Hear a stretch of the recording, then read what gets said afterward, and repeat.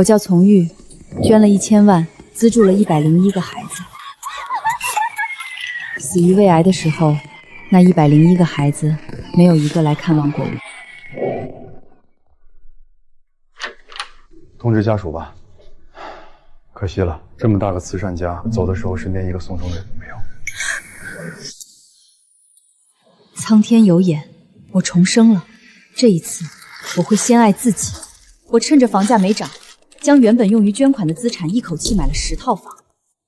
从妈妈说过会一直供我读完大学的，但她现在突然消失了。听说她拿着钱买了10套房，我们现在只能辍学打工。我不恨她，就是心里难受。我们只想问一句：从妈妈，我们叫您一声妈，您就真的这么狠心吗？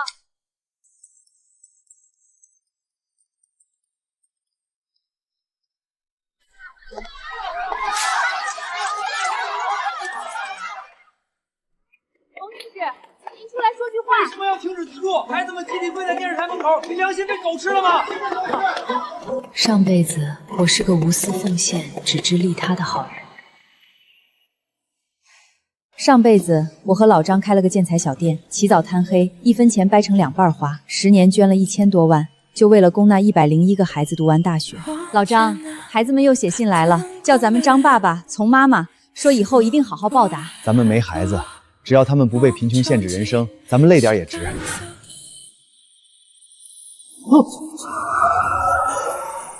媳妇儿，一定要照顾好孩子们。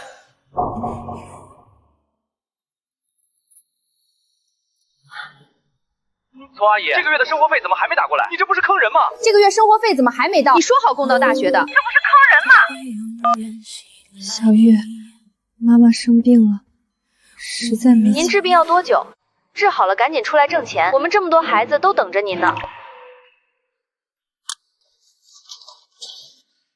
红玉病得很重，你们不去看看吗？任何人做事都是有企图的，他图什么？我不说，你们也该猜到吧。丛女士，请正面回复弃养问题。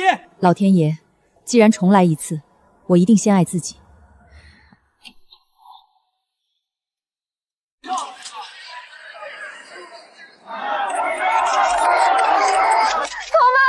您说过供我读完大学的，您忘了吗？丛妈妈，求您别不要我们！您说过我们是您的孩子。这女的怎么这么狠心？看把孩子哭的。听说买了10套房就不管孩子了，太冷血了。任何人做事都是有企图的，他图什么？我不说，你们也该猜到吧。小玉，你今年多大了？18了，已经成年了啊。任何人做事都是有企图的，你现在图什么？你不说，我也能猜到。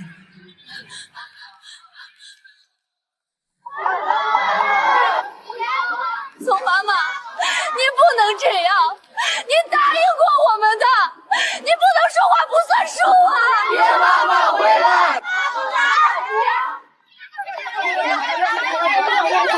丛女士，请问您为什么突然停止资助？孩子们都辍学了，您看着不心疼吗？请正面回答。既然大家这么关心，那我就直说。没错，我确实决定停止。既然大家这么关心，那我就直说。没错，我确实决定停止资助。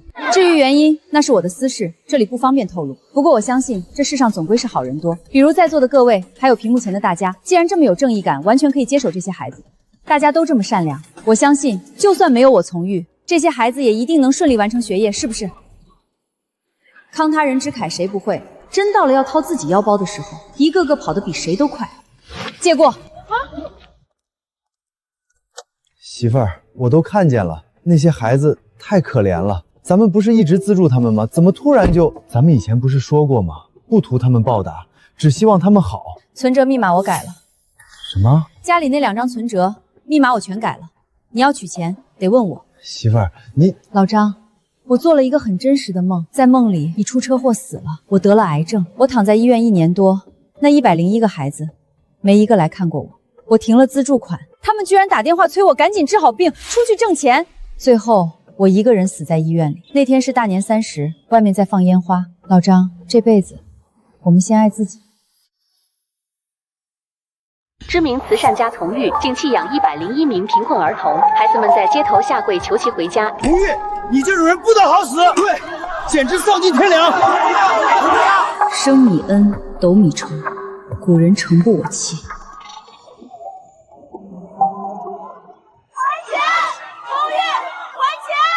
丛玉，滚出来！狼心狗肺的东西，装什么慈善家，就是个骗子！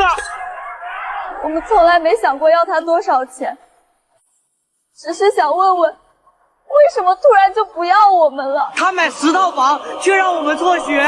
我妹妹才初一，现在只能去厂里打工啊！报警，抓这个无良商人，这种人就应该社死！媳妇儿，他们说要冲上来了，咱们这到底造什么孽啊？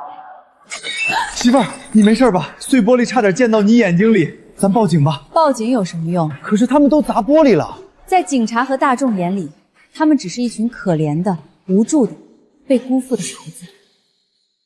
闹得越大越好，上辈子您欠我，这辈子。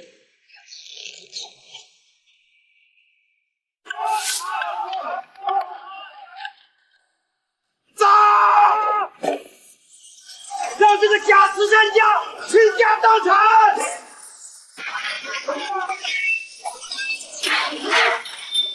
倾家荡产！住手！别砸了！求求你们别砸了！这都是我们的血汗钱呀！吸血鬼还敢叫缺！不行，得冷静，按照计划来。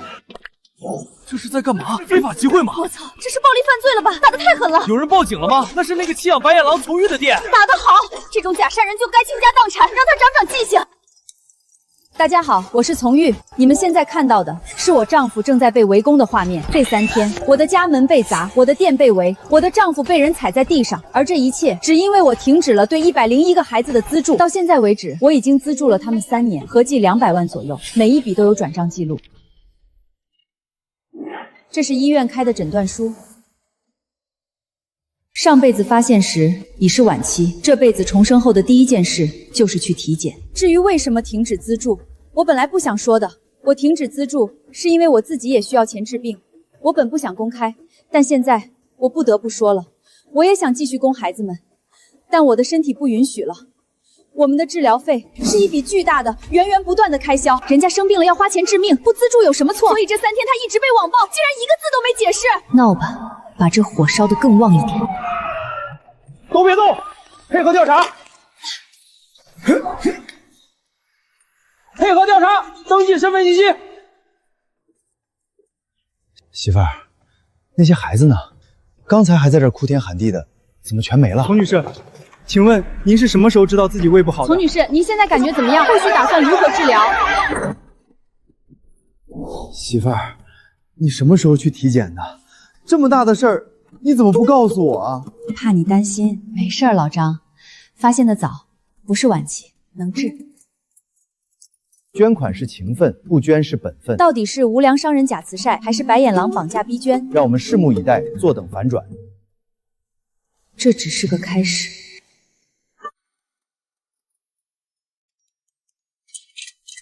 丛玉女士，有人举报你卖假冒伪劣产品，且涉嫌作假公益逃税，请配合调查。你的店铺暂时查封。弃养门事件持续发酵。昨日丛女士出示胃癌诊断书，但今日事件又有了惊人进展。小鱼同学，别紧张。对于丛女士说她得了胃癌这件事儿，你怎么看？我很心疼丛妈妈，但是她说资助了我们200万，我不知道有没有那么多。我1个月生活费只有500块而已。我也只有500，我才600。还有一件事，我不太明白，丛妈妈要攒钱看病，为什么还要买10套房呢？你的意思是，丛女士并非因为没钱治病才停止资助？我不知道，我不敢乱说，我就是心里难受。现在又说生病，我们也不知道该信什么。账对不上，200万去哪儿了？肯定是假的，这女人太可怕了，连生病都拿来演戏。没钱治病还买这么多房，被这个假善人当猴耍。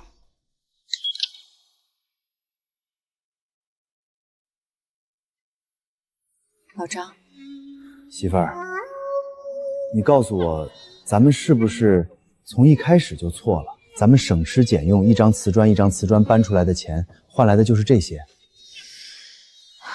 是啊，从一开始就错了，错在相信人心能换人心，错在以为单纯出的付出就能浇灌出良知，更错在竟然妄想把那群捂不热的狼当成自己的亲骨肉来疼。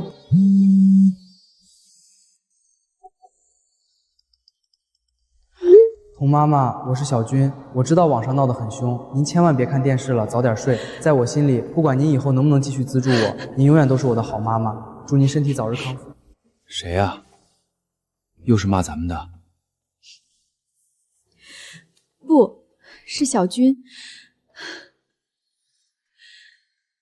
那个总是不爱说话，只会低头干活的孩子。上一世，在一片谩骂声中，只有那个叫小军的孩子对着镜头说了真心话。童妈妈对我们是真的好，她说让我好好读书，可我读不下去了。我爸妈都病着，我弟还小，他每个月给我的钱我都拿去买药了，我得回家种地，不然一家人都得饿死。那你知道从玉病重住院了吗？知道，可我没钱给他治病，也没钱买车票去看他。我想过给他写信，可写完了又撕了。人家对咱好，咱报答不了，写那些虚的有啥用？我记着他的好，可我现在真的没脸去见他。那时候节目播完，网上有人骂他白眼狼，有人说他可怜，更多人根本没注意到这个沉默的少年。我那时已经被其他孩子伤透了心，连带着对他也懒得分辨是真是假。我记住了，小军，看来你还算真的有些良心。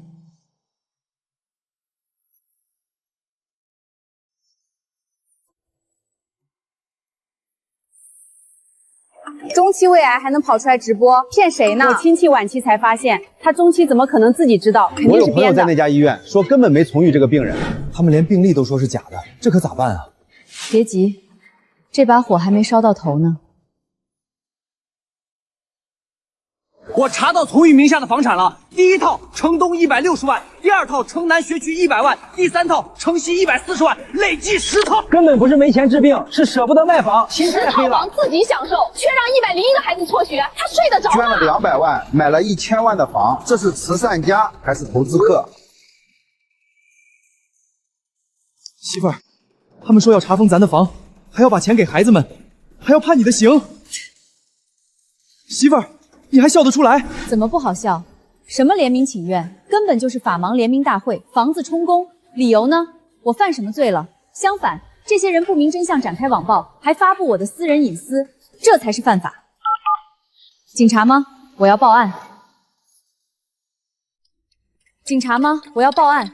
有人非法侵占私人财产，恶意打砸店铺，并进行网络暴力。关于从玉建材店被砸一案，我局已依法立案侦查。经查，犯罪嫌疑人王某纠集多人实施打砸，造成经济损失约8万元。目前，王某等5人已被刑事拘留，案件正在进一步侦办中。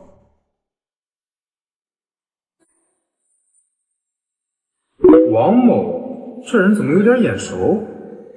我发现了，砸店主犯王某竟然是小玉的亲舅。我靠！王某的2个孩子也在从玉的资助名单上。炸裂了！从玉一边出钱供他家2个孩子读书，他一边带人砸从玉的店。更劲爆的来了，王某老家开麻将馆的，去年刚翻了2层小洋楼，根本不缺钱，这全家都是吸血鬼。合着是一边端碗拿钱，一边提筷砸锅。经查，从玉建材店纳税记录完整，未发现偷逃税行为，所售建材均符合国家标准，举报不属实，店铺已于今日解封。媳妇儿，咱清白了，咱们没卖假货，也没逃税。清白只是第一步，那些吃进去的，我要让他们全都吐出来。媳妇儿，咱这些年捐了这么多，你上次直播不是说200万吗？那时候随口说个大概，我也没仔细算过。小玉从小学2年级开始，学费、补习费、生活费，10年累计资助23万7千。23万？他在电视上说1个月只有500块，这不睁眼说瞎话吗？这些我都会发给记者。427万，从玉资助明细全公开。427万，集体撒谎啊！心疼从女士。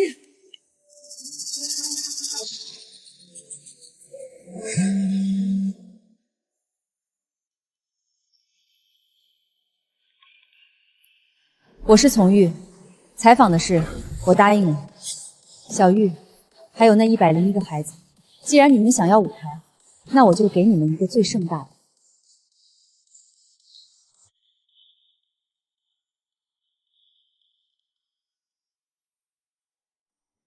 丛女士，感谢您今天愿意坐在这里。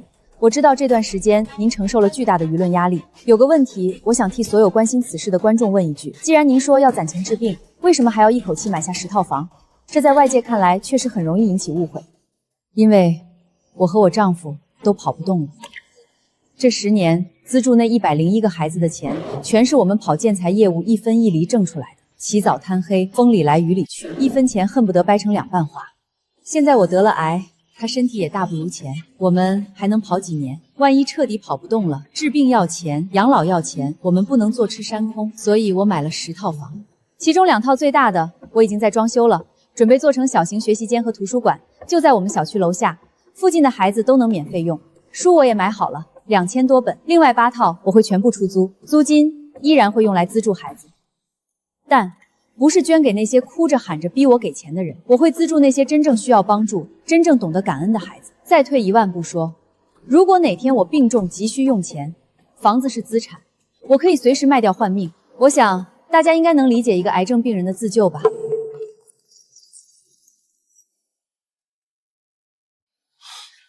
丛女士，对不起，是我们误解了你。没关系，公道自在人心。从玉10套房真相427万资助明信。小玉撒谎，那些年我们骂错的好人。原来买房是为了以后还能有钱做慈善。心都碎了，他是真的把命都搭进去。自己生病了还要被网暴。那些吃人血馒头的白眼狼呢？不能让他们藏在人群里。公布，必须公布。上辈子你们看着我死，这辈子轮到你们体验这种绝望了。丛姐，这是第3次化疗了，反应大，不舒服按铃叫我。谢谢。286，小玉，上辈子你靠着我的血汗钱请名师买资料，考上了重本。这辈子我收回了那些钱，你果然露出了草包的原形。谁呀？哎呦，200多分，这脑子是用来凑数的吧？200多分，老子脸都被你丢尽了！给我滚出去！爸，是因为网暴我没法安心复习，我想复读。复读不要钱啊！从玉不给了谁供你？回来干活，你弟还要上学。女孩子读那么多书干什么？早晚要嫁人，赶紧打工去。你弟择校费还差1万多呢。真治人知面不知心，把恩人往死里逼，活该！怎么会变成这样？小玉明明说闹大了就能分房子的。媳妇儿，小芳家连夜搬走了，家具都没敢带。搬走只是开始，互联网是有记忆的，这笔账清不了。那咱们真要起诉那些家长？起诉？咱们的钱不是大风刮来的，善良得有点锋芒。媳妇儿，你看那房子，那是大伟家。去年他爸还跟我哭穷，说家里漏雨没钱修，问咱们额外要了3000块翻修费。我看是给洋楼添砖加瓦了。大伟，你月领1500，是说600，剩下的钱呢？关你屁事儿！从玉自愿给的，我们想怎么花就怎么花。那是他欠我们的，他买10套房分我们1点怎么了？他那么有钱，不给我们就该死。丛女士，证据已闭还。我们要求公开道歉，并追回68万款项。68万？他们砸锅卖铁也拿不出吧？拿不出钱是法院的事儿，我要让他们知道，善良不是免死金牌。这一局，我要让他们刻骨铭心。交代什么？要还钱也是他先还。他家盖2层小洋楼的时候，从姐额外给了3000块。我家小雨1个月才拿2000不到，凭什么我们要还一样的钱？你放屁！你家小玉考前买的那套名牌运动服就要1000多，不是用的资助款。你还好意思说我？是你当初在群里说闹一闹就能分钱分房子，大家才跟着你干的。这就是咱们共了3年的家人，这叫本性，没利益了。他们唯一的本事就是出卖同伙。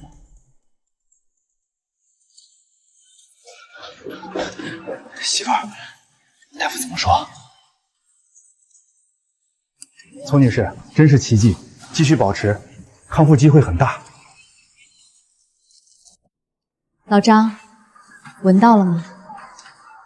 是活着的味道。这辈子，老天给了我好身体，就是让我亲眼看白眼狼遭报应。老张，以后咱们的钱1分都不许乱给，善良要有，但得长出獠牙。我都听你的。不过媳妇儿，那剩下的名单里真就没一个好苗子了？还有一个，上辈子我自以为是救世主，结果救了一群畜生。这辈子，我只救懂人心的人。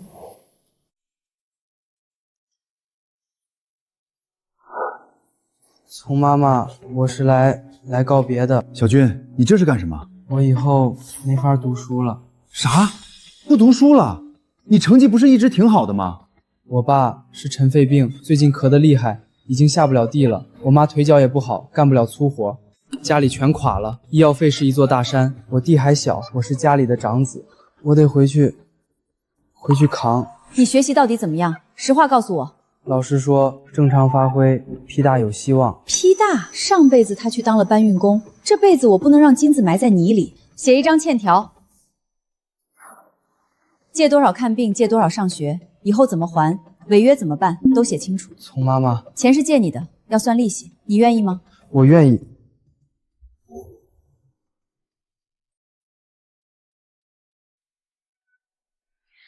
卡里5万，拿去救命，剩下的留着高考。挺直了，求来的人跪着领，借钱的人挺起脊梁还。我要你带着欠条去 P 大。明白，我一定挺起脊梁还。孩子，别怪丛妈妈心狠，让你写纸条。张爸爸，我不怪，写了欠条，我才觉得自己有尊严。媳妇儿，万一他不还呢？他不还我也认。上辈子捐1000万救了吸血鬼，这辈子5万救了个脊梁，不亏。哎，那谁，动作利索点儿，别以为上过高中就金贵。落榜生在这儿连熟练工都不如。林小军，林小军的录取通知书到了。哎呦，这就是 P 大的通知书啊，真漂亮。听说这孩子家里困难，是丛大姐借钱供他考上的。瞧瞧，这才是正经努力的好孩子。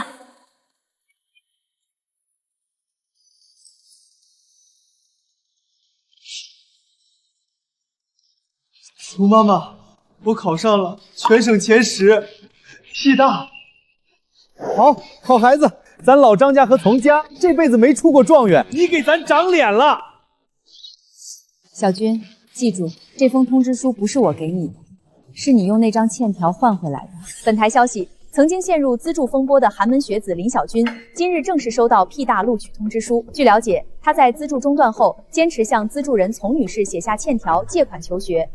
这就是差距。善良，支持丛妈妈。老张，好戏才刚刚开始。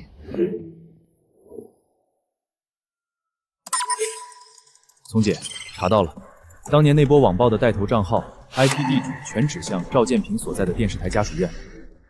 证据链完整吗？我黑进了他的废弃邮箱，发现了他在网暴爆发前3天给小玉妈发出的邮件。收视率分成，原来我这条命在他们眼里只值几个广告位。赵哥，上次那个弃养门专题拿了全省收视冠军，这回副主任的位置非你莫属啊！那是。赵建平，你踩着别人上位，所有亏欠我会让你连本带利全部还清。张律，资料我发你邮箱了。我收到了。这种恶意剪辑、教唆诽谤已经构成了严重的刑事犯罪。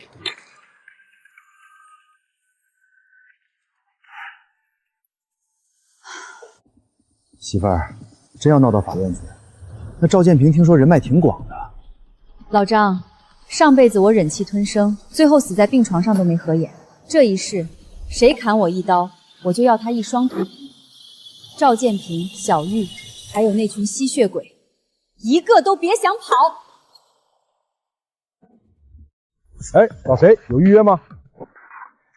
赵建平先生，这是法院的立案通知书和传票。什么玩意儿，丛玉，你还没闹够？我那是救你，没我那个节目，谁认识你这个慈善家？赵导演，你说你在救我，那你收买小玉妈的那些邮件也是为了救我，你教唆孩子们在镜头前撒谎也是为了救我。胡说什么？什么邮件？那是诬陷！赵先生，技术追踪显示的 IP 地址就在您家，相关的音频证据和邮件快照已经提交法院。我们不仅要求公开道歉，还要追究你职业渎职及诽谤罪的刑事责任。赵建平只是个开始，那些吃我肉喝我血的人，一个都跑不了。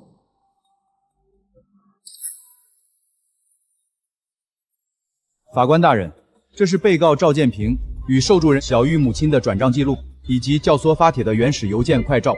证据显示，被告并非失误报道，而是有组织、有预谋的，通过践踏原告从玉女士的人格尊严，来换取节目收视率和非法赞助分成。那是行业潜规则。从玉，你也有名了，你凭什么告我？我的名声是10年来一砖一瓦搬出来的血海，不是你这种蛀虫用来邀功请赏的筹码。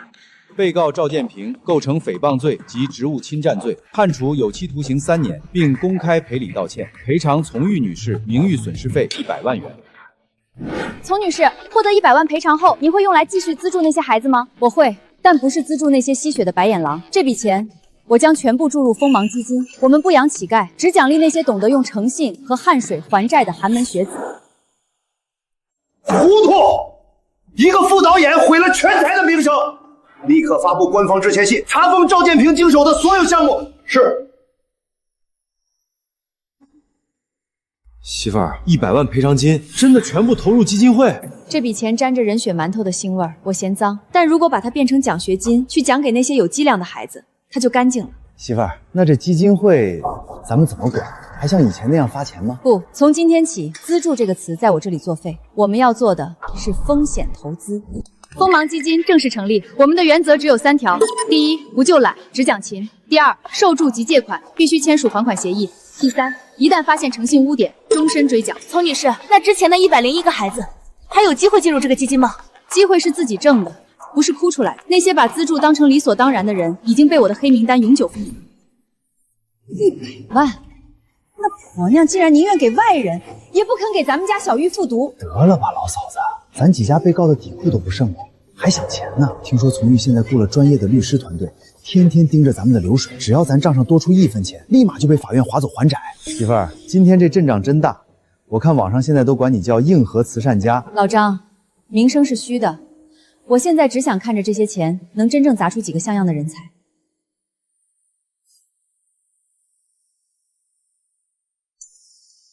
丛女士，你爱人这身体由于长期超负荷搬运重物，加上上次被那群人围攻造成的暴力外伤，腰椎和腹部器官都有不同程度的陈旧性损伤。大夫，我这身子骨硬，歇2天就行，别吓着我媳妇儿。老张同志，你这不是歇2天的事儿。如果你再像以前那样拼命跑业务、搬瓷砖，瘫痪是迟早的事儿。上辈子老张走得早，我总以为是意外，原来他在我看不见的地方，为了攻那群白眼狼，早就把身体凹空了。老张，建材店那边的重活，你以后1张瓷砖都不许碰。那哪行？咱店刚解封，正要赶进度挣钱攻那帮。攻谁？攻那群拿了钱还要砸咱店、打咱人的畜生。坐下。老张，咱们卖掉1套房。卖房？媳妇儿，那可是咱的养老钱，你不是说还要留着收租做基金吗？房子是死的，你是活的。卖掉城西那套140平的，拿出1半给你治病，剩下的1半存进你的私人账户，谁也不许动。这辈子我再也不允许你为了别人的前途搭上自己的命。媳妇儿，我听你的。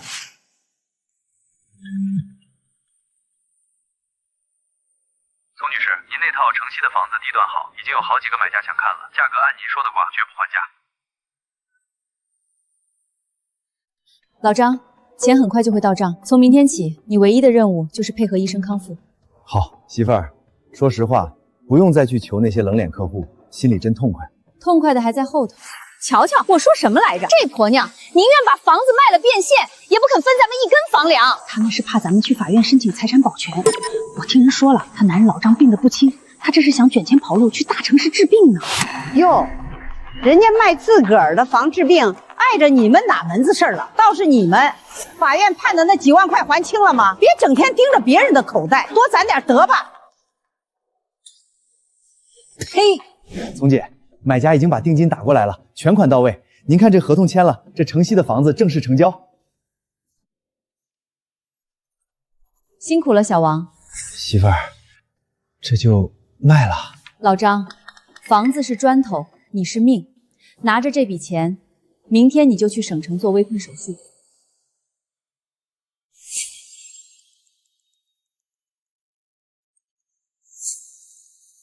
300块，小军这孩子，他不是刚去北京报道吗？哪来的钱？他在学校申请了勤工俭学，在食堂刷盘子，在图书馆整理书。老张，你瞧，那群白眼狼坐在家里等我卖房分钱，这个傻孩子却在几千里外省市饭钱一笔一笔还债。小军，听说你拿了国家助学金，怎么还这么拼命打工？歇会儿吧。不累，我身上背着债呢，早点还完，心里踏实。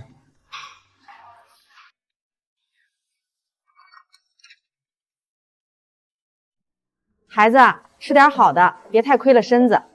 阿姨，这馒头挺甜的。这300块，比我收回来的那几10万赔偿金还要沉。是啊，这钱里有尊严，有骨气。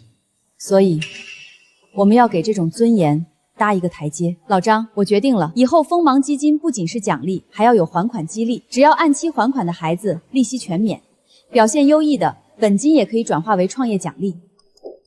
我们要救的是像小军这样想站起来的人，而不是想躺在我们身上吸血的虫。上辈子我给了1000万，却没换回一个回头的眼神。这辈子这300块让我看到了真正的希望。丛女士，按照您的要求，基金会的法律架构已经搭好，最核心的一条是资助性质为有息借款，受助人必须签署诚信还款协议及法律声明。媳妇儿，这借款2个字一写上去，网上那些键盘侠会不会说咱吃人血馒头，连穷学生的利息都赚？让他们说，上辈子我给的是恩情，他们还我的是索命，这辈子我要给的是契约。我要让他们明白，这世上除了亲爹妈，没人有义务白养活他们。锋芒基金不设门槛，但有底线，每一笔奖学金都是你们向未来借的债，只要按期还款，利息全免。如果表现优异，本金可转化为创业基金，但如果逾期不还，甚至像某些人一样反咬一口，我会动用基金会最专业的法律团队，追债到天涯海角，让你的诚信档案伴随终身。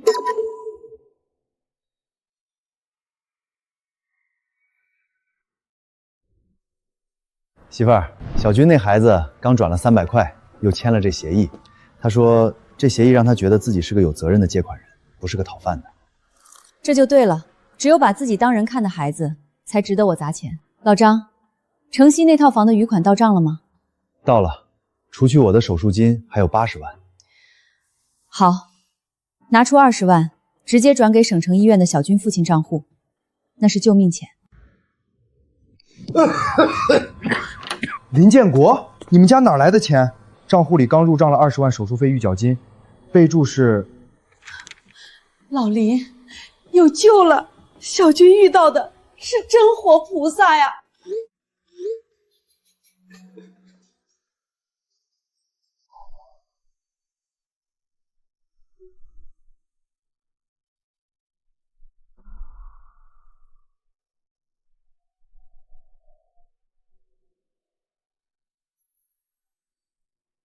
妈，钱真的够了吗？从妈妈真的给垫了20万。够了！医生说你爸这肺要是再拖半个月就没救了。小军啊，这钱咱得还一辈子啊！妈，我不怕还一辈子，只要爸能活，我毕业后去大西北去最苦的地方赚钱还。家属放心，手术非常成功，命保住了。太谢谢了，真的太谢谢了！媳妇儿，这视频看得我心里热乎乎的。以前给那些孩子打钱，我就没听过这么实诚的谢声。因为以前咱们给的是施舍，他们觉得理所当然；现在咱们给的是奖励，他们知道这钱里有尊严，也有代价。奖励？那20万不是借款吗？在合同里是借款，但在我心里，那是给诚实孩子的奖赏。老张，这就是施与受的平衡。锋芒基金首笔救命钱到位，寒门学子之父重获新生，这才是真正的慈善，不养巨婴，只救脊梁。支持从妈妈，这20万花的值。小军父手术成功，家庭信用评级优，追加资助，学则费补齐。小军，我给你搭好了梯子，能不能爬上去，就看你自己了。重活一次，我终于明白，最高级的善是让善良的人有路可走，让贪婪的人无路可退。哎呦，王老板，您瞧瞧，这可是正经的大学生，虽然落榜了，但那模样、那身段，绝对配得上您的身价。大学生好，懂事儿，只要能给我生个大胖小子，那5万块彩礼我一分不少。王老板爽快，这丫头听话，以后就是您的人了。妈，你疯了！那老王比我爸年纪都大，还是个二婚，你这是把我往火坑里推！火坑！没这5万块彩礼，你弟下学期的学费哪儿来？咱们家欠从玉的那几万块罚金，拿什么还？你个没用的东西，书读不进，房分不到，现在连累的全家被邻居戳脊梁骨。你不嫁他，难道让我们全家去喝西北风？当初要不是你非要带头去闹从妈妈，我们会落到这步田地吗？闭嘴！那是他欠咱们的，谁让他有10套房不分？媳妇儿，刚听邻居碎嘴，说小玉妈为了钱把小玉许给城西那个开矿的暴发户老王了。听说那老王手脚不干净，前妻就是被打跑的。那是他的命。那孩子才18，这辈子怕是毁了。老张，上辈子他为了那点贪欲，在镜头前演戏逼我去死的时候，想过我会毁了吗？路是他自己选的，苦是他妈喂的。我给过他10年的机会，是他亲手把生路堵死。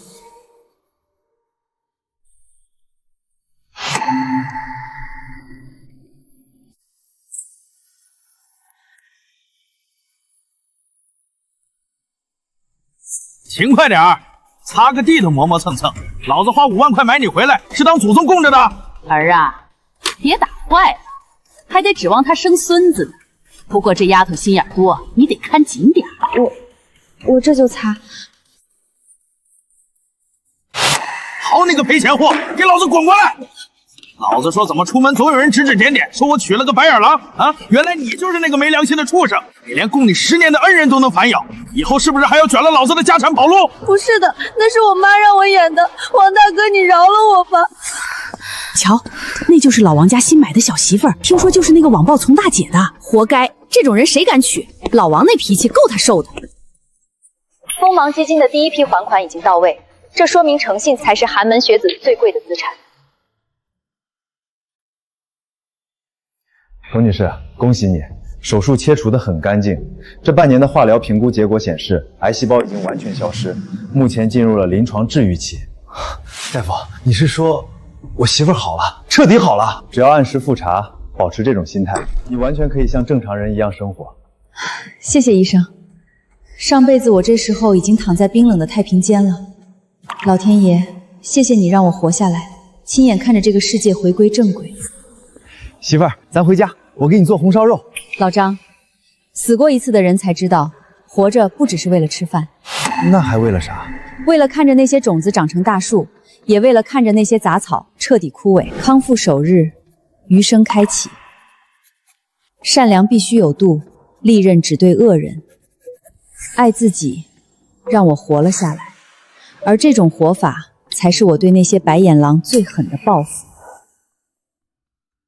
各位街坊，今天起，凡在我店买1万建材，我就无偿捐1000给贫困生，绝不让孩子们打欠条。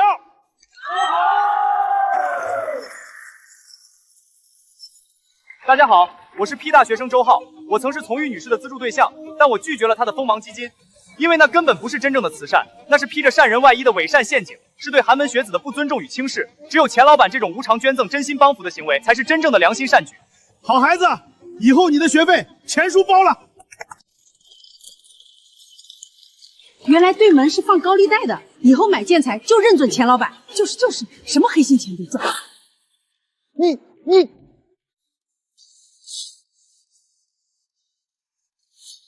媳妇儿，当年他考上 P 大，你还额外给他包过红包，现在他帮着外人砸咱的饭碗。高智商的白眼狼，摇起人来确实比托付更会找角度。咱店里今天一个客人都没进，全被忽悠走了，咱得发声明澄清啊！澄清什么？人家打着慈善的旗号做营销，你现在去闹，只会落个嫉妒同行的骂名。那咱就干看着。买1万捐1000，这种赔本赚吆喝的买卖，里面要是没猫腻，我从玉2个字倒过来写，让子弹飞一会儿。真慈善不怕查，假慈善总会露出狐狸尾巴。小军，帮我查个底细。媳妇儿，这周浩太毒了，现在全网都在指责我们欺负学生。文笔不错，煽动性极强，可惜聪明用错了地方。小军还在他们学校呢，这文章一出，小军不得受牵连？同学，了解一下锋芒基金的免费法律援助。林小军，你还真是一条忠诚的狗啊！从玉给你扔了几块骨头，你就到处替他洗白。从老师的借款协议是为了保护我们的尊严，你拿了钱大发的黑钱，才是真的出卖良知。尊严穷人配谈尊严吗？穷就该有穷的觉悟，大发建财才是真慈善。你跟着从玉，迟早要完蛋。原来他就是那个学生，真丢我们 P 大的脸。就是，也不嫌丢人。周浩，法律只看证据，不看谁的嗓门大。你最好祈祷钱大发的账本像你的嘴一样干净。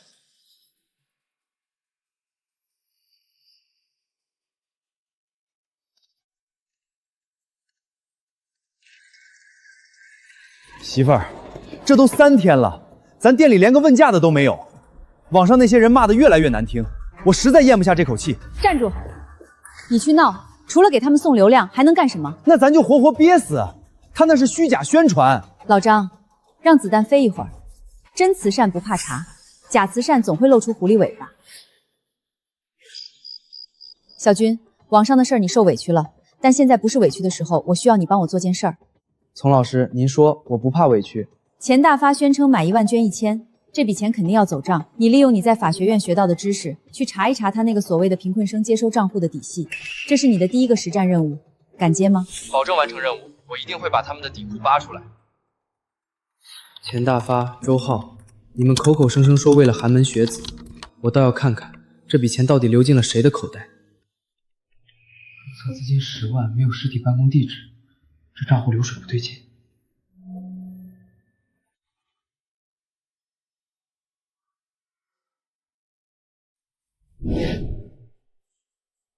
阿姨，请问这家助学机构平时有人上班吗？啥机构啊？这屋都空了2年了，连个鬼影子都没有。连实体办公地址都没有，果然是个皮包公司。钱大发，你的狐狸尾巴露出来了。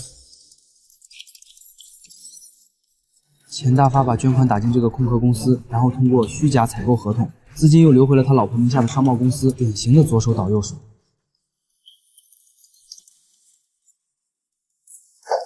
周浩，难怪他这么卖力的不会走，原来他根本不是什么慈善代言人，而是分赃的同谋。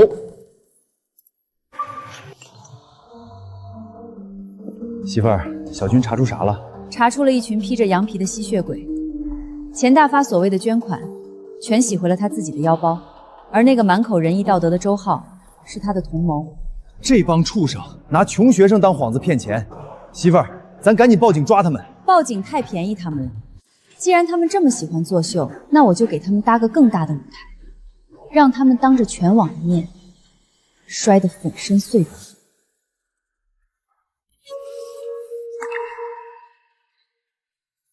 王总啊，实在撑不下去了，对门打着慈善的旗号抢生意，我这店准备低价盘出去了，你有朋友接手吗？媳妇儿，这饵抛出去了，鱼能上钩吗？贪婪的人永远觉得别人比自己蠢。从玉啊，从玉，你也有今天，跟我斗，你还嫩了点儿。钱总高明，他那套借贷慈善早就犯了众怒，现在被咱们的真慈善一对比，自然只能关门大吉。小周啊，趁他病要他命，咱们得再添把火，把这波流量吃干抹净。您的意思是？搞个盛大的大发慈善表彰大会，请全城的媒体来直播，我还要当众给你颁发年度慈善青年奖杯，彻底把从玉钉在耻辱柱上。钱老板，听说对门的老张建材店已经倒闭了，您怎么看？唉，做生意不能只看钱，还得有良心。从女士的模式太冷血，被市场淘汰是迟早的事。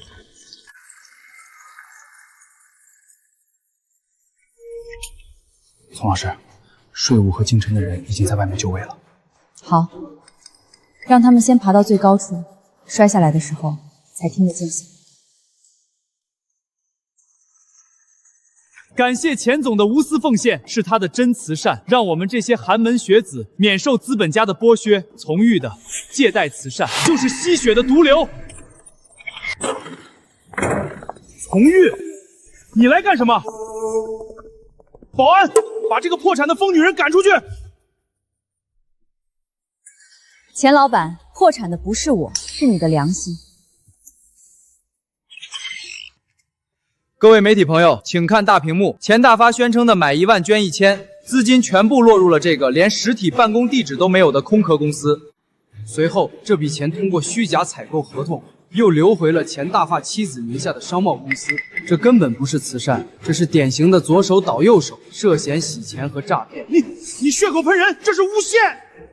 钱大发，我们接到实名举报，你涉嫌多项经济犯罪，请跟我们走一趟，配合调查。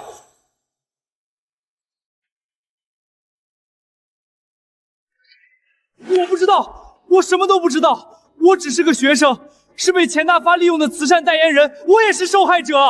受害者？周浩，你这演技不去拿奥斯卡真是屈才了。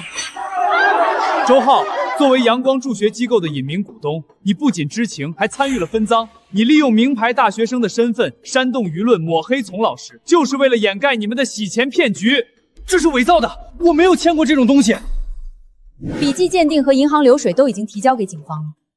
周浩，高学历掩盖不了你骨子里的贪婪。你口口声声说我的借贷慈善是剥削，可你呢？你打着寒门学子的旗号，干着吸干真正贫困生血的勾当，你比那些撒泼打滚的白眼狼更可怕。周浩，你涉嫌诈骗和职务侵占，请配合调查。丛老师，我错了，求您放过我，我还要考研，我不能坐牢啊！法律不会因为你是高材生就网开一面，成年人必须为自己的贪婪买单。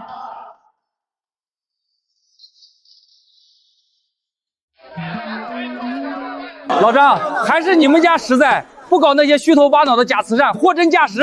就是，以后我们小区的装修材料全包给你们了。好嘞，谢谢大家信任，咱们店永远不搞道德绑架，只卖良心货。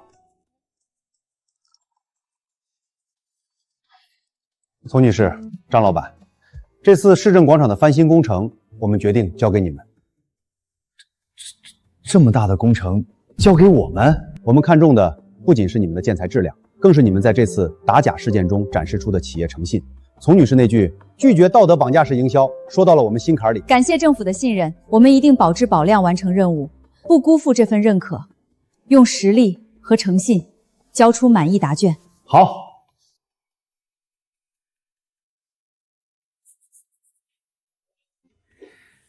媳妇儿，我今天算是彻底服了。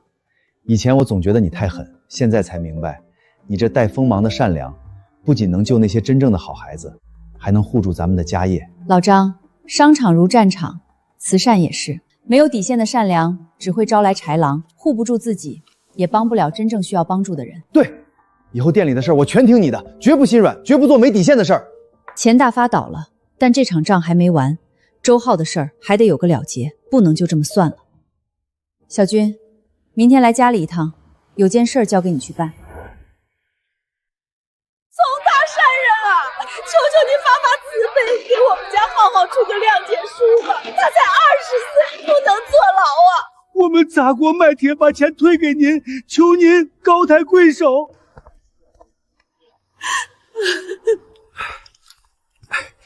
老哥老嫂子，你们先起来，这大热天的。张爸爸，丛老师说了，这件事交给我处理。小军同学，你和浩浩是校友，你帮我们求求情吧，他就是一时糊涂啊！阿姨，周浩不是一时糊涂，他作为隐名股东参与洗钱，涉案金额巨大，并且利用舆论恶意诽谤锋芒基金。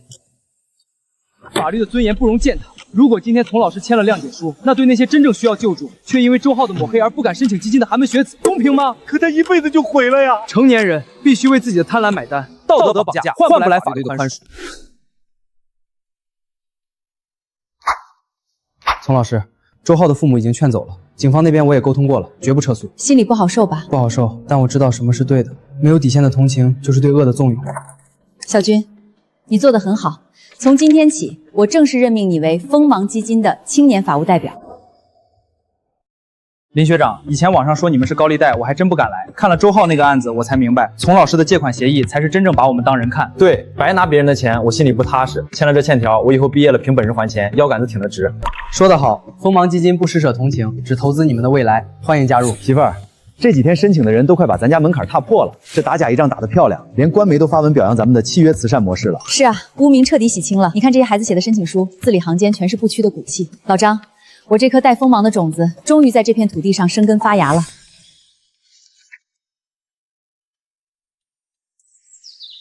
老张，算算日子，小军快毕业了吧？可不是嘛，这小子前天还打电话说实习工资攒够了，要给咱们一个大惊喜呢。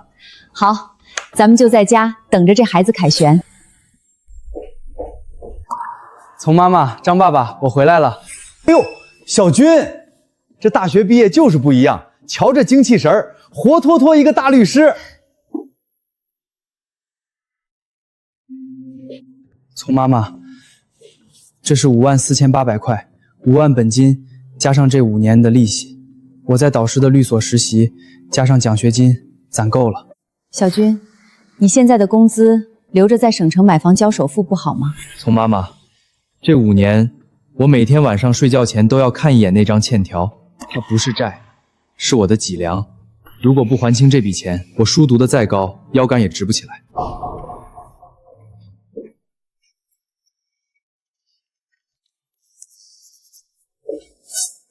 小军，这张纸撕了，你就不再欠我任何东西。从今天起，你不是受助者，你是一个干干净净、凭本事吃饭的法律人。丛妈妈，谢谢您当年的援助，更谢谢您给我的那张欠条。我现在终于有资格接您的班儿，去帮那些真正想站起来的孩子。老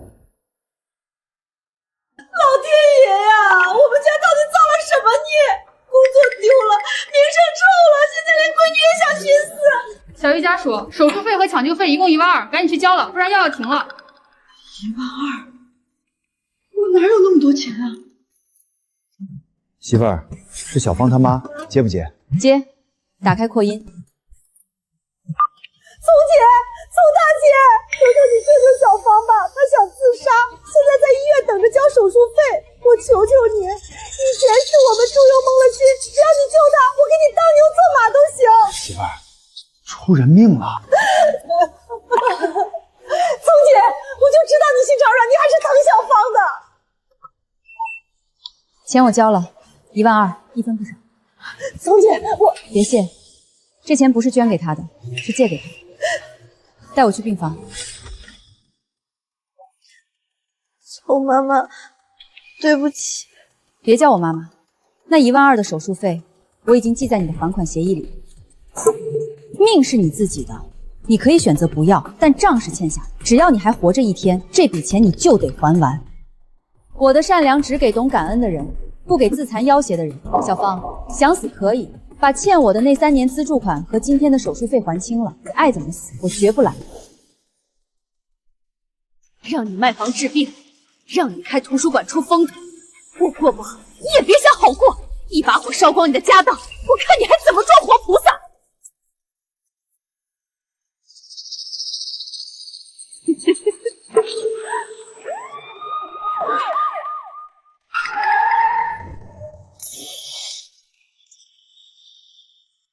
监控中心已全程录像，嫌疑人请立刻抱头蹲下。我没放过，我就是路过。丛玉，你这个黑心肝的陷害我，你放开我！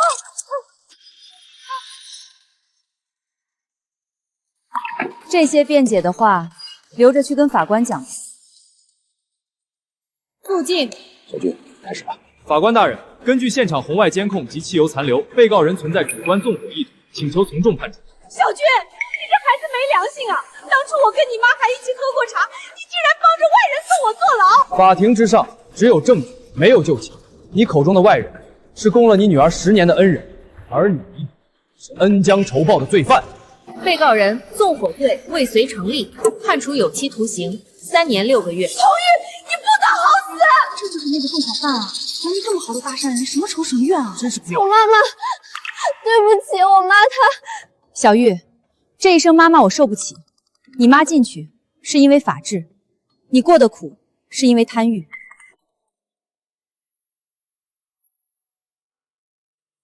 小俊，你是我们律所近2年最拔尖的苗子之一，签了它，你就是未来的律政精英。陈老师，谢谢您的厚爱，但我已经决定入职市法律援助中心。啊，法援中心，那里全是吃力不讨好的琐碎案子，工资连这里的零头都不到。你想清楚了吗？我考虑好了，我这条命是向丛妈妈借来的，现在我想把这份光还给那些还在黑暗里挣扎的人。肖律师，求你帮帮我们，老板卷钱跑了，我们干了大半年，1分钱工钱都没拿着。大叔别急，只要有这白纸黑字在，这笔账我一定帮你们讨回来。哪来的穷学生？法源，老子有的是大律师，劝你别多管闲事儿，小心这辈子在行里混不下去。王老板，恶意拖欠薪资可追究法律责任，这是资产保全告知函，拒不支付，明天就申请查封您名下资产。人们送上了一面锦旗，表达他们的感激之情。媳妇儿，这孩子放着大钱不赚，跑去帮穷人讨薪，真有你当年的影子。不，他比我强。我当年的善良只有温度，没有厚度，而现在我看到了善良长出了最锋利的獠牙，不仅能救人，还能咬碎那些吃人的恶。增设法律援助专项补贴。这10年，我资助过101个孩子，经历过很多挫折。很多人问我，丛老师，你现在还相信善良吗？我相信，但我不再相信那种自杀式的善良。善良如果不长出獠牙，那就是对恶的纵容。丛老师，那照您这么说，家里真穷的揭不开锅了，你也不管了吗？管，但我有8个字送给大家：救急不救穷，救勤不救懒。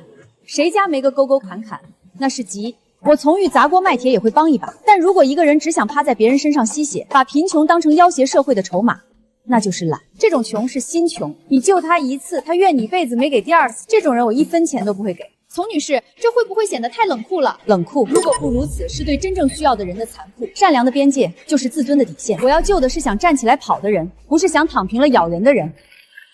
从今天起，资助这个词在我这里作废。说得好，救勤不救懒，这才是明白话。可不，以前总觉得不捐钱就是没良心，现在看乱捐钱也有可能助纣为虐。媳妇儿，这回你是真的把道理说透了。说透了，心也就彻底清净了。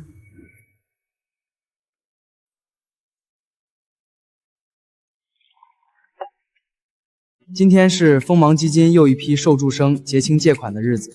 这5位同学分别来自建筑、医学等不同行业。童妈妈，这是我当助理建筑师攒下的2万块，利息我按银行最高标准算的。另外，这50本专业书，我想留给正准备考建筑系的学弟。好孩子，我是孤儿，当年没这笔借款，我早去当保安了。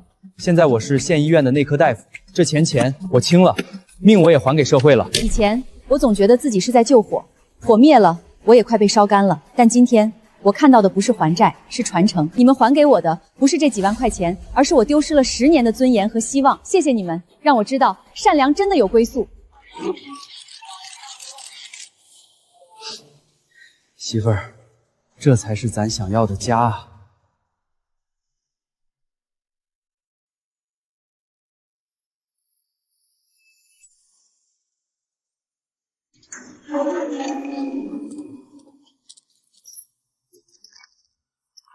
保外就医的手续办了半年，你可算能出来了。从玉那个婆娘呢？听说她现在出大名了。出名？人家现在是慈善教母，开了图书馆，搞了什么基金会，出入都是名车，住的是豪宅。可怜咱们这几家，被他告得倾家荡产。大伟到现在连个正式工作都找不到。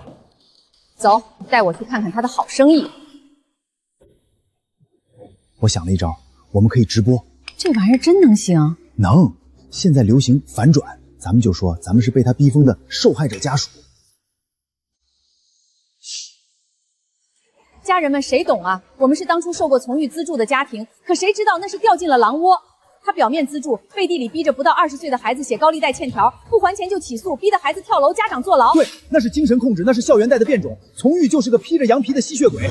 媳妇儿，不好了，小玉妈那个疯婆子出来了，竟然在网上直播胡说八道。现在好多不明真相的人都在骂，说咱们基金会是合法黑社会，死性不改。咱赶紧发声明吧，不然基金会的名声全毁了。老张，别急。小军，鱼儿出水了，这一次不用留情，直接把鱼头剁了。家人们，评评理呀！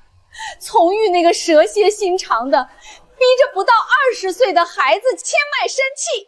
是啊，是啊。那哪是奖学金，那是高利贷，那是精神控制。大家看，这就是证据。白纸黑字的欠条，严查高利贷基金会，不还钱就让律师上门逼命，心疼老人家从狱滚出来。我儿子大伟现在都被逼得想跳楼了，请大家资助我这可怜人吧。我是锋芒基金首席法律顾问林小军。怎么刚才听到二位谈到高利贷和挂掉啊？我专门带了证据来帮大家回忆一下，这是过去5年基金会所有的银行流水，受助生共计328人，年利率统一为3.25%，低于同期银行贷款基准便率，且所有利息收入均已公开捐赠给残联。那欠条呢？逼着孩子签欠条难道不是事实？你们这是在践踏穷人的自尊心。正是这张欠条，才让我们知道自己是借款人，而不是乞讨者。这是5年前我亲手写给丛妈妈的欠条。我操，这个律师就是当年那个 P 大学霸。这张纸不是枷锁，是脊梁，它让贫困生知道我们是借款人，不是乞讨者。丛妈妈用这张纸教我们要自尊自爱，反观你们教孩子撒谎敲诈，到底是谁在精神控制，又是谁在毁掉孩子的前途？欠条逻辑没毛病，借钱还钱天经地义。二位，恶意诽谤、传播虚假信息累计转发已过万，我已代表蜂房基金向公安机关报案，并申请永久封闭该账号。另外，小玉妈，你的保外就医资格恐怕也要重新评估了。怎么会这样？媳妇儿啊，小军这嘴比刀子还快，你看那俩老货脸都绿了。老张，时代变了，现在对付这种无赖，不需要自降身再去对骂，正义长了獠牙，咬下去就是要见血的。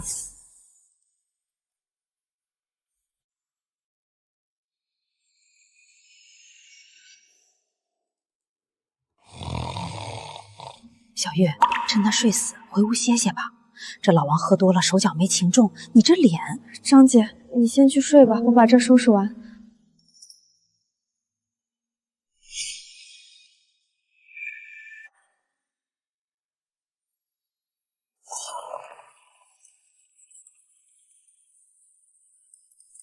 原来，你这些钱全是这么来的。人呢？给老子倒水！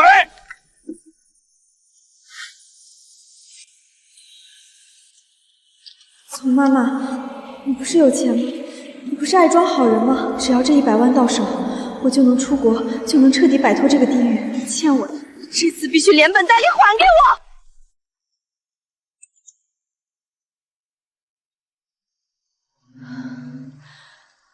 我有老王的非法开矿账本，足以让他牢底坐穿。今晚10点，图书馆见。疯了，这孩子彻底疯了。100万，看来在小玉心里，我的名誉和那些孩子的安全值这个价。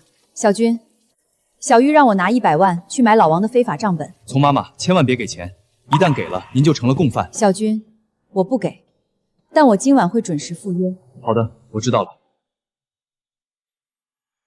我想最后亲眼看看，这颗我亲手浇灌了10年的种子，到底烂到了什么程度。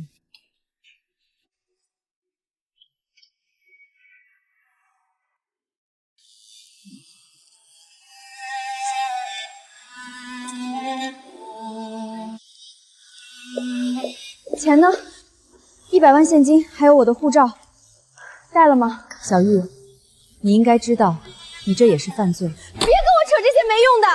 老王的账本就在我手里，只要我把图书馆地址泄露给那些被他坑惨的债主，明天这里就会被拆成废墟，那些受不生的个人信息也会被贴满大街。老王虐待你，非法开矿，那是他的罪。如果你现在把账本交给警方，那是自救，是立功，法律会保护你。但你拿着它来要挟我，这就成了敲诈。小玉，资助你10年，我最心痛的不是那几10万块钱，而是你到现在还没学会什么是正确的路。正确的路，正确的路能让我摆脱那个恶魔，能让我像林小军一样光鲜亮丽吗？我只要钱，给我钱，我立马消失。警官，犯罪嫌疑人王某非法开矿及偷税漏税的账本就在我面前。另外，这里有人涉嫌敲诈勒索，请一并处理。你报警！你竟然真的报警！你宁愿毁了我，也不肯救我这一次。小玉，这100万我不给，才是真的救你。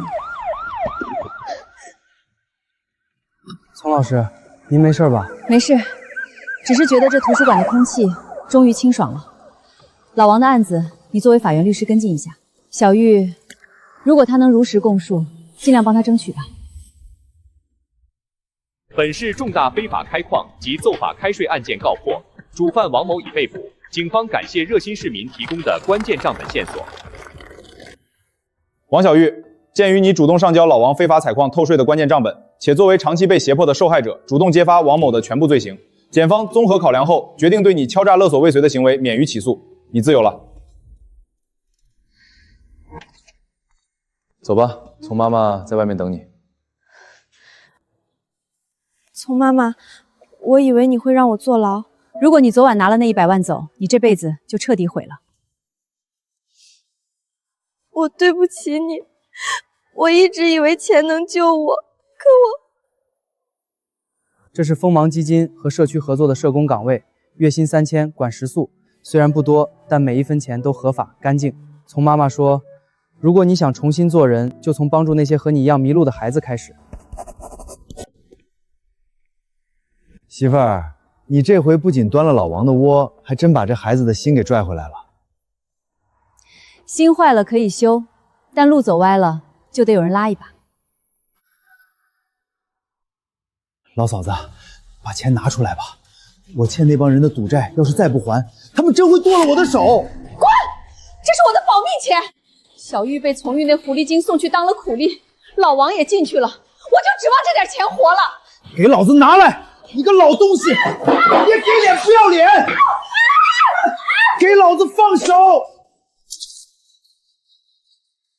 喂，老嫂子，你别装死啊，别吓我。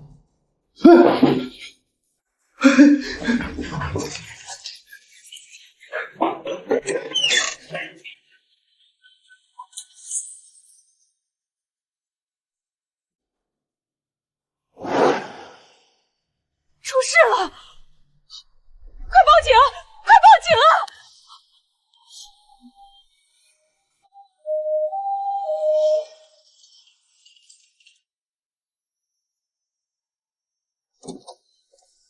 病人命保住了，但脊椎严重受损，下半辈子只能在床上躺着了。为什么会这样？为了那点钱们居然……大伟爸在赌场被抓了，钱已经输光了。他涉嫌故意伤害，这辈子估计要在牢里过了。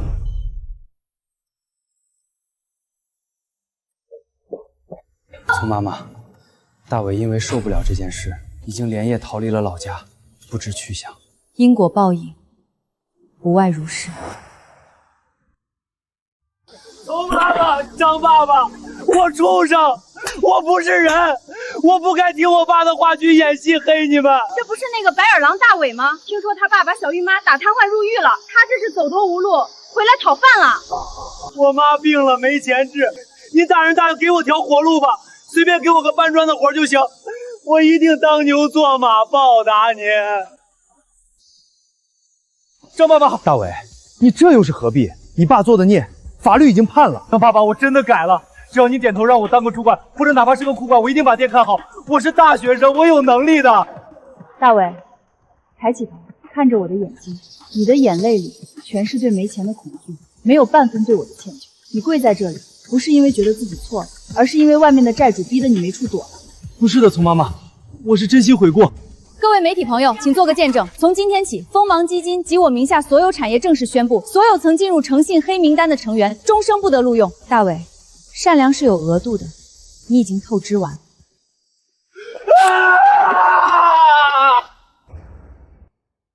张先生，你这腰椎康复的不错，不过我翻了翻你5年前的原始急诊记录，那场车祸伤到了根骨，否则你现在的恢复速度能快1倍。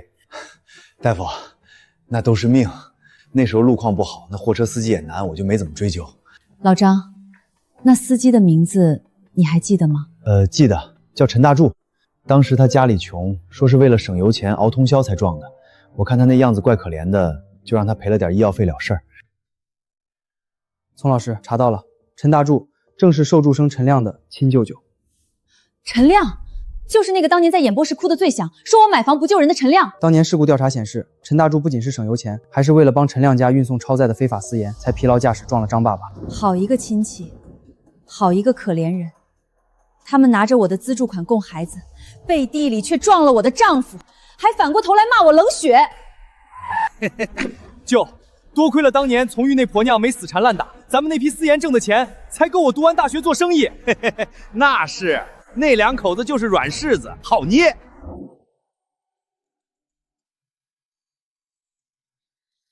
丛妈妈，您怎么在这儿？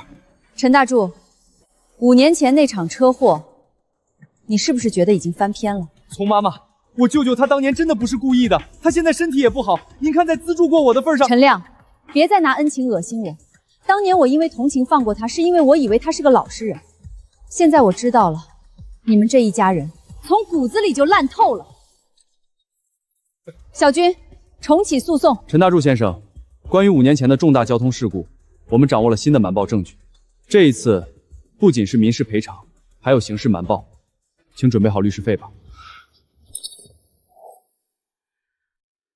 法官大人，我真的没钱了，我那破货车早卖了，这些年打零工刚够糊口。丛女士以前都原谅我了，现在怎么能反悔呢？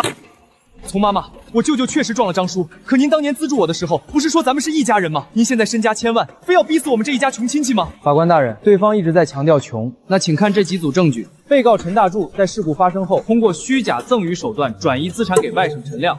陈亮先生，你所谓的穷，是住着有50平的捧池套房喊穷吗？证据确凿。被告陈大柱蓄意隐瞒财产，规避赔偿，判定其在10日内赔偿原告张先生医费、误工费及伤残补助金共计50万元。原告丛女士，关于这笔赔偿金的发放方式，您有什么补充？这50万，我1分钱都不要。这笔钱我捐给市残疾人联合队，用于资助那些真正因意外之残却依然自强不息的普通家庭。丛女士，陈亮毕竟是您资助过的学生，您这样做不怕别人说您冷酷吗？我追逃是为了正义，我捐赠是为了善良。善良如果不长出獠牙，那就是对恶的纵容。我不需要这笔钱，但我必须让那些企图利用我的善意去掩盖罪行的人知道，我的便宜你们占不起。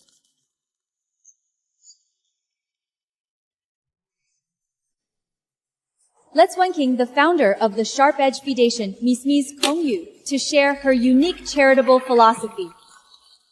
在过去的10年里，我曾因盲目的施舍而险些丧命，也曾因严苛的追债而饱受争议。今天，我想提出一个概念：借贷慈善论。慈善不应是居高临下的施舍，而应是平等契约下的投资。我给孩子们钱，但我要他们签下欠条。这张纸保住了他们的自尊，也约束了他们的贪婪。我们要救的是想站起来跑的人，不是想躺下咬人的人。善良如果没有理性作为底线，那就是对恶的纵容。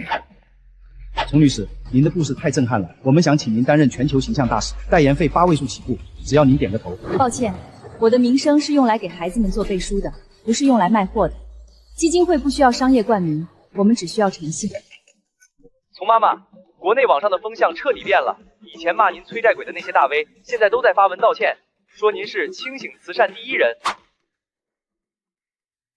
媳妇儿，这回你是真的把道理讲到了全世界。你看这些评论，以前骂你最凶的那几个人，现在居然带头给基金会捐款。老张，名望是虚的，他们倒戈是因为我赢，而不是因为他们真的懂了。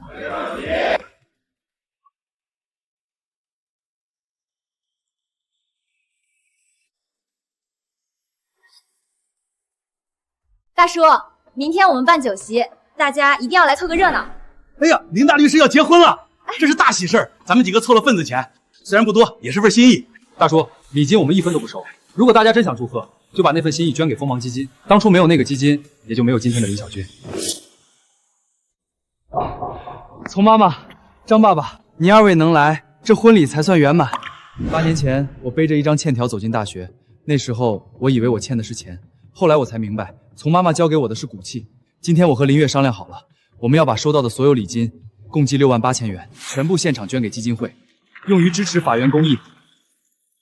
小军、月月，我今天送给你们的贺礼，不是红包，是这叠东西。看到你们这股子正气，我比收回1000万巨款还要高兴。媳妇儿，你看小军这孩子真出息，不仅自己站起来了，还带起了一群人。老张，还记得我梦里临死前想的那句话吗？哪句？我说我这辈子太苦了，如果有来生，一定要先爱自己。现在我明白了，爱自己是为了让自己有能力去守护真正的善良。这一次，咱们的血没白流。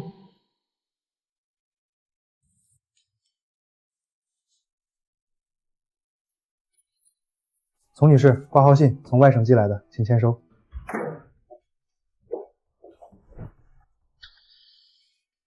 谁呀？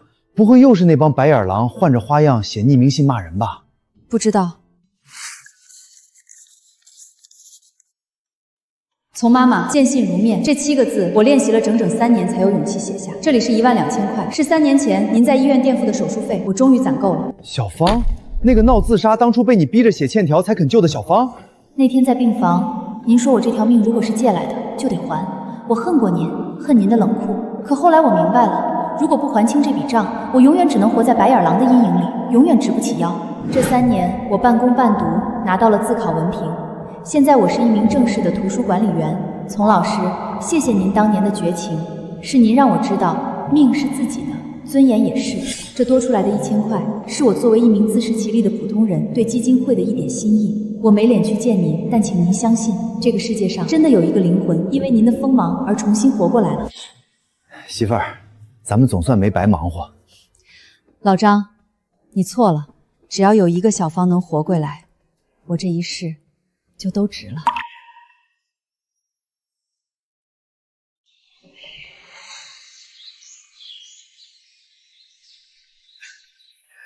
媳妇儿，今儿这肋排不错，回去给你炖个山药。大夫说了，你这身体虽说大好了，但还得细养。你现在倒成半个郎中了。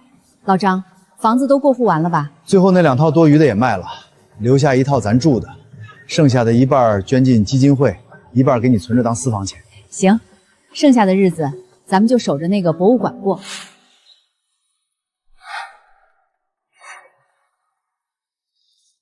孩子们，看这儿，这是当年那批白眼狼领钱的收据。他们以为领的是钱，其实领的是良心债。老张，把这些丑事挂出来，你怕不怕人笑话？笑话啥？这叫建材。盖房子得用好砖，做人得用好心。咱把这些摆出来，是让后人看清楚哪块砖是实的，哪块砖是糟的。是啊，以前咱们只管往外送砖，不管人家拿去盖房还是砸人。现在咱们是在教人怎么烧好砖。希望工程青少年发展基金会资助的第100万名大学新生入学。老张，我想吃你蒸的红薯了。好嘞，回家蒸红薯。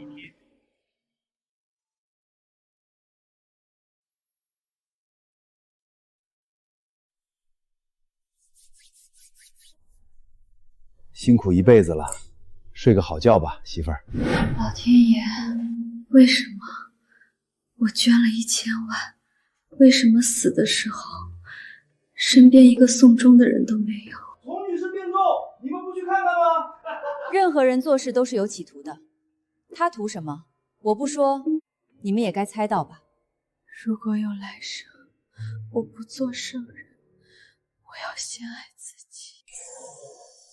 别哭，你托付给我的愿望我做到了，我让他们付出了代价，也给了孩子们一个交代，值得吗？去追债，去打官司，去让那些孩子恨你，这样满身锋芒的活着，真的值得吗？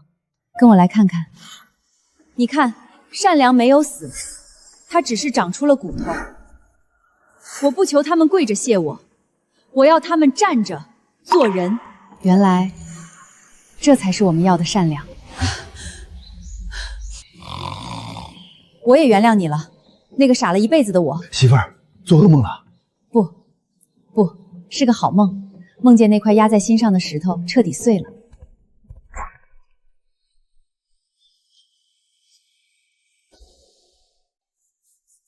同学们，在正式签署借款协议前，请跟我宣誓。我宣誓，我领取的不是施舍，是信任；我签下的不是欠条，是尊严。受恩不忘，还债自强，不欺良心，不负锋芒。丛妈妈，这是今年的还款名单，还款率达到98%，剩下的2%是因为确实遇到了突发困难，我们也按规章办理了延期。好，小军，以后这些事儿你和月月商量着办。我和你张爸爸想去山里住几天。对，去看看山，看看自然。老张，你说如果我没重来这一次，现在会是什么样？不敢想，但我知道，现在的你笑得比蜜还甜。是啊，我曾死于善良，又生于理性。重来一次，我依然选择善良。我叫丛玉，我捐过1000万，也追过债，我救过人心，也送人进过牢。我曾因软弱而毁灭，又因锋芒而新生。重来一次，我依然选择善良，但这一次我的善良长出了牙齿。